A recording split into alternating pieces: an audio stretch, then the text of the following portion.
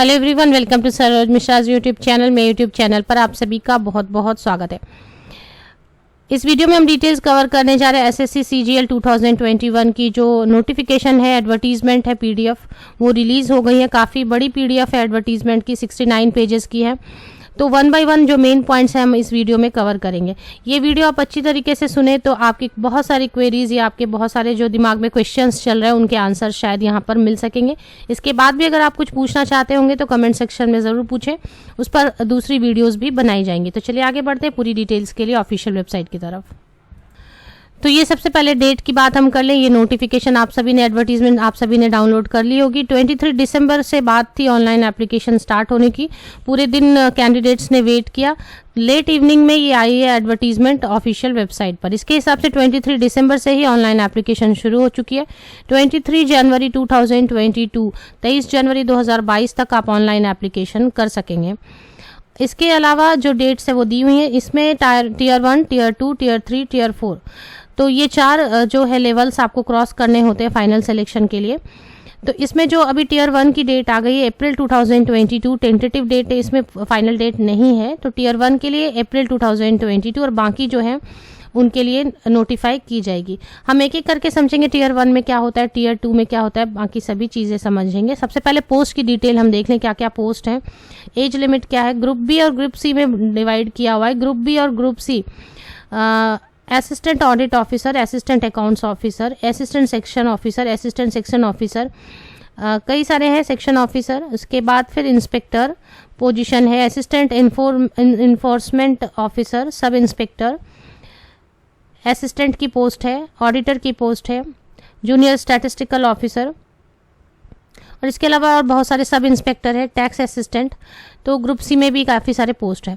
तो कुछ वैकेंसीज ऐसी हैं जिसमें 18 to 32 years upper age limit 32 years है, कुछ के लिए 30 ईयर्स अपर एज लिमिट है, और कुछ पोस्ट के लिए 27 एज अपर एज लिमिट है।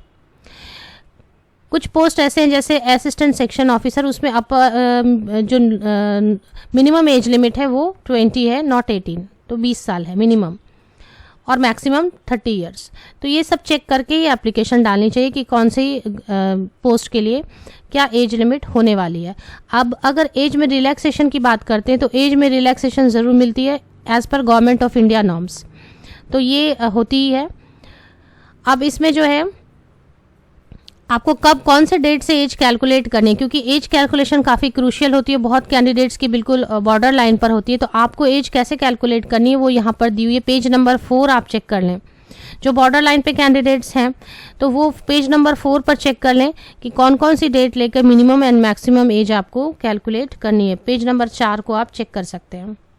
एज में रिलैक्सेशन अगर आप चेक करना चाहते हैं, आप कैटेगरी कैंडिडेट्स हैं या पीडब्ल्यूडी हैं, एक सर्विसमैन है, तो आप एज की जो रिलैक्सेशन है वो चेक कर सकते हैं। एससी एसटी के लिए 5 ईयर्स की, ओबीसी के लिए 3 ईयर्स की एज में रिलैक्सेशन है। पीडब्ल्यूडी कैंडिडेट्स के लिए मिनिमम एज में रिलैक्सेशन होती है 10 ईयर्स अनरिजर्व्ड के लिए। उसके बाद ओबीसी के लिए 13 ईयर्स, एससी एसटी के लिए 15 ईयर्स, एक सर्विसमैन के लिए भी एज में काफ़ी रिलैक्सेशन होती है।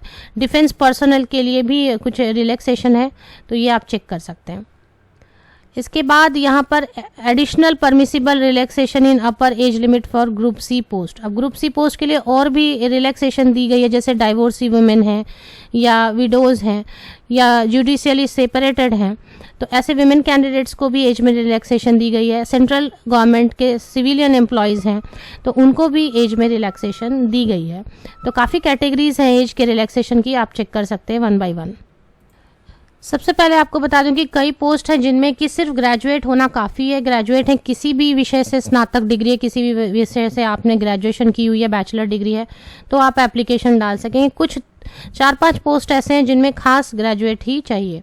तो जैसे जिनमें खास चाहिए वो आपको समझ में आ जाएगा। जैसे ऑडिट है, ऑडिट ऑफिसर है, तो ऑफ कोर्स ऑडिट ऑफिसर के लिए कुछ एक्स्ट्रा डिज़ायरेबल में डाली गई है, तो ये हम चेक कर लेते हैं। Assistant audit officer, assistant account officer के लिए bachelor degree from a recognised university और इंस्टीट्यूट। इसमें कोई भी ऐसी बात नहीं लिखी कि कॉमर्स ही चाहिए, बट डिज़ायरेबल में है कि अगर चार्टर अकाउंटेंट है या कॉस्ट या मैनेजमेंट अकाउंटेंट है, कंपनी सेक्रेटरी है, मास्टर इन कॉमर्स है या मास्टर इन बिजनेस स्टडीज़ और मास्टर इन बिजनेस एडमिनिस्ट्रेशन, तो ये डिज़ायरेबल में, मैंडेटरी नहीं है।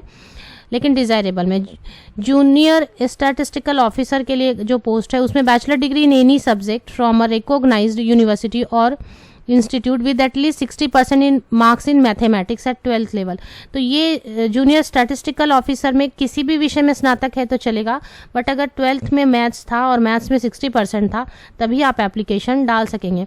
या फिर bachelor degree in any subject with statistics, अगर किसी भी विषय से आपने बैचलर डिग्री ली हुई है, ग्रेजुएशन की हुई है, लेकिन आप स्टैटिस्टिक्स एक सब्जेक्ट पढ़ा हुआ है तो आप एप्लीकेशन डाल सकेंगे। यहाँ पे परसेंटेज की ज़्यादातर कहीं भी इशू नहीं है। एक दो पोस्ट अगर जैसे कि जूनियर स्टैटिस्टिकल ऑफिसर में 60% मार्क्स मैथ्स में चाहिए 12th में, अदरवाइज कोई भी ग्रेजुएट किसी भी परसेंटेज के साथ एप्लीकेशन डाल सकते हैं। इसके अलावा और एक दो पोस्ट हैं जिनके लिए स्टैटिस्टिकल इन्वेस्टिगेटर, तो ऑब्वियसली स्टैटिस्टिक्स वर्ड यूज़ किया हुआ है, तो bachelor degree in any subject with statistics as one of the subject. तो ये है। इसके अलावा आगे हम पोस्ट डिस्कस करेंगे जिसमें assistant in national company law appellate tribunal, bachelor degree होनी चाहिए और डिज़ायरेबल में है कि लॉ होना चाहिए। डिग्री में अगर लॉ में है तो डिज़ायरेबल में डालेगा। जो डिज़ायरेबल होता है ये मैंडेटरी एसेंशियल नहीं है, इसके बिना भी एप्लीकेशन डाली जा सकती है। Research assistant in national human rights commission, इसमें बैचलर डिग्री होनी चाहिए और किसी भी विषय से, और डिज़ायरेबल में कुछ चीज़ें डाली गई हैं। तो ये अगर है तो आप ठीक है इसमें एप्लीकेशन डालें। और बाकी जितने भी पोस्ट है तो बेटर है आप अगर इन में फिट नहीं आ रहे हैं तो ऑल अदर पोस्ट इन सबको पढ़ ले आप। इनके अलावा जितने भी पोस्ट हैं उनमें कोई भी ग्रेजुएट एप्लीकेशन डाल सकेंगे, किसी भी परसेंटेज के साथ में ग्रेजुएशन की हुई है तो आप एप्लीकेशन डाल सकेंगे। How to apply, online application ही सिर्फ डालनी है। Applications must be submitted only in online mode. Application fee की बात कर लें तो 100 रुपीज़ एप्लीकेशन फ़ी है, जहां पर women candidate and category belonging to SC, ST, PWD and ex serviceman eligible for reservation are exempted from payment of fee. तो अब इसमें क्वेश्चन उठता है कि विमेन कैंडिडेट किसी कैटेगरी के, ऐसा नहीं है, किसी भी कैटेगरी के विमेन कैंडिडेट को कोई भी फ़ी नहीं देनी है।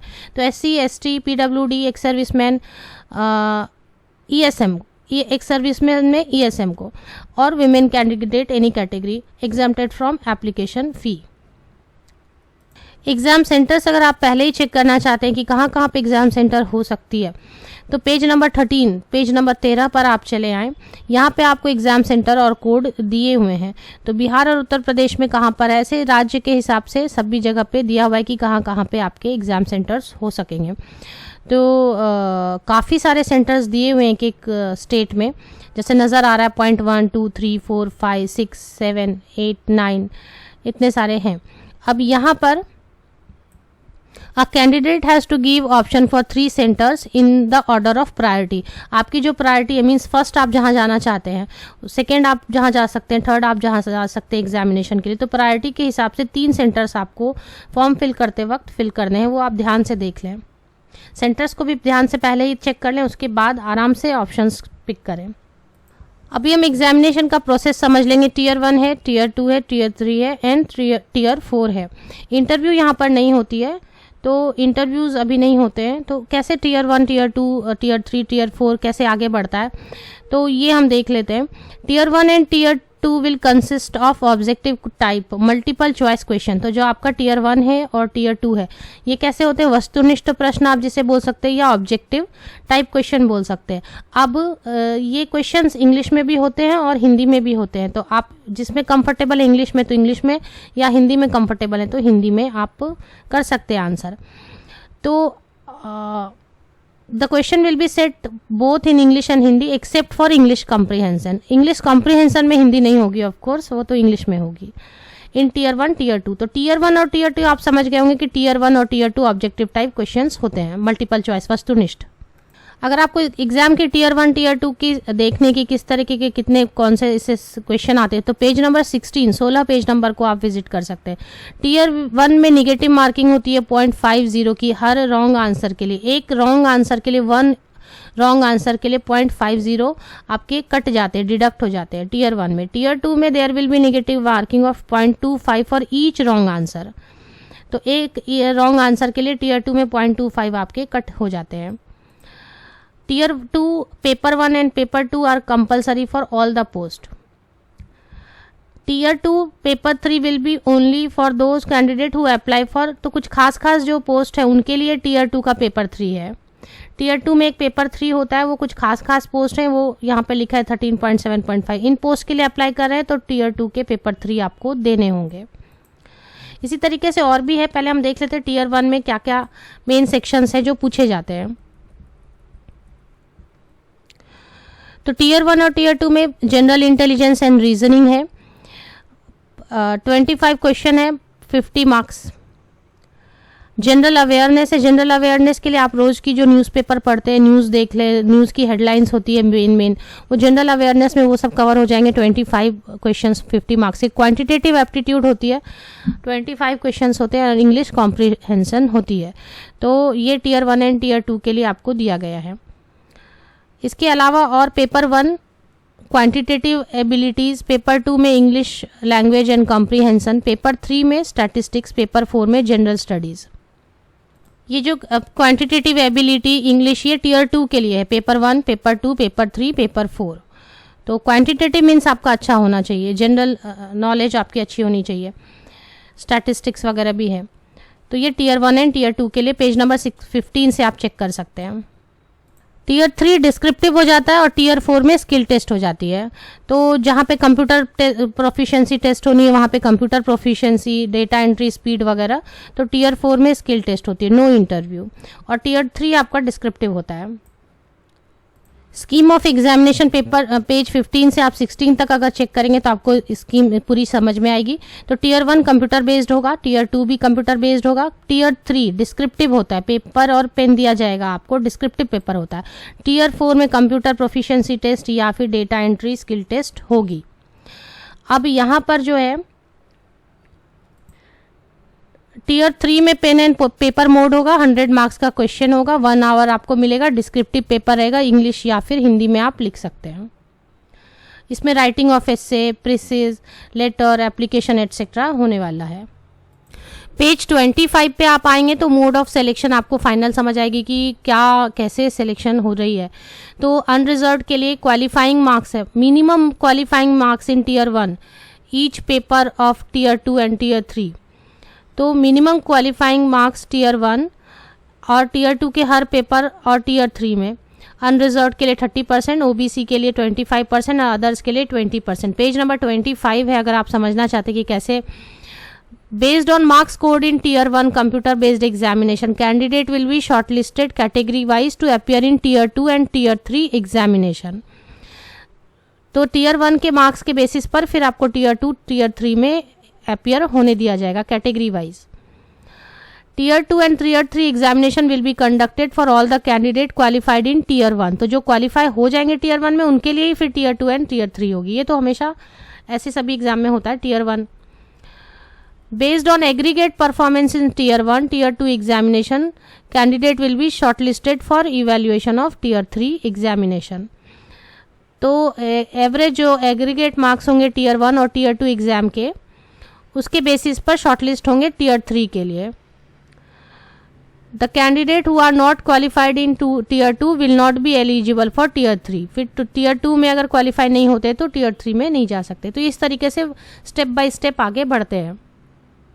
तो ये पेज नंबर 26 आप चेक कर लें तो आपको अच्छी तरीके से समझ आ जाएगी. अब बात करते हैं सैलरी की. सैलरी जो है वो यहाँ पर मेंशन अभी नहीं की हुई है. तो सैलरी आपकी अलग अलग काफ़ी पोस्ट है, ग्रुप सी, ग्रुप बी. तो मिनिमम भी अगर आप सैलरी देखते हैं तो 35,000 40,000 से लेके 65-70,000 तक आपकी सैलरी बनती है. अगर आप चाहेंगे तो मैं इसके लिए हर पोस्ट के लिए सैलरी, ईच पोस्ट वाइज में सैलरी आपके लिए एक वीडियो सेपरेट बनाकर लेते आती हूँ. ओवरऑल एवरेज मैं आपको एक आइडिया देती हूँ. 35-40,000 से लेके 65-70,000 तक आपकी सैलरी बनती है इसमें. अब कौन सी पोस्ट के लिए एग्जैक्टली कितनी सैलरी बनती है, अगर आप ये डिटेल चाहते हैं तो कमेंट बॉक्स में लिखें. मैं सभी पोस्ट के लिए सेपरेटली एक वीडियो बनाती हूँ कि कौन से पोस्ट के लिए कितनी सैलरी ऑफर की जाती है. आप सभी को best wishes. Thank you very much. Official website official website यहाँ पर है, यहाँ पर ही आपको मिल जाएगी। 23 दिसंबर के डेट से 2 अपडेट की हुई हैं, तो दोनों PDF आपको डाउनलोड कर लेने, चेक कर लेना। अगर अप्लाई करना है तो अप्लाई के लिए सेपरेट लिंक दी हुई है, इस पर क्लिक करेंगे तो एक बार क्लिक करके हम चेक कर लेते हैं।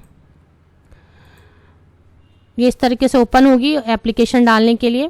तो यहाँ सबसे नीचे combined graduate level examination apply new, यहाँ पर ऑलरेडी लिंक जनरेट हो चुकी है। 23 दिसंबर से ही आप एप्लीकेशन डाल सकते हैं। इसके पहले पूरी एडवर्टीजमेंट को खुद पढ़ें। ऑफिशियल वेबसाइट ये है, इसकी लिंक मैं आपको वीडियो के डिस्क्रिप्शन बॉक्स में प्रोवाइड कर देती हूँ। मेरे यूट्यूब वीडियो के डिस्क्रिप्शन बॉक्स को नीचे तक स्क्रॉल डाउन करके चेक करें, लिंक जरूर मिलेगी। आप सबको best wishes, thank you very much.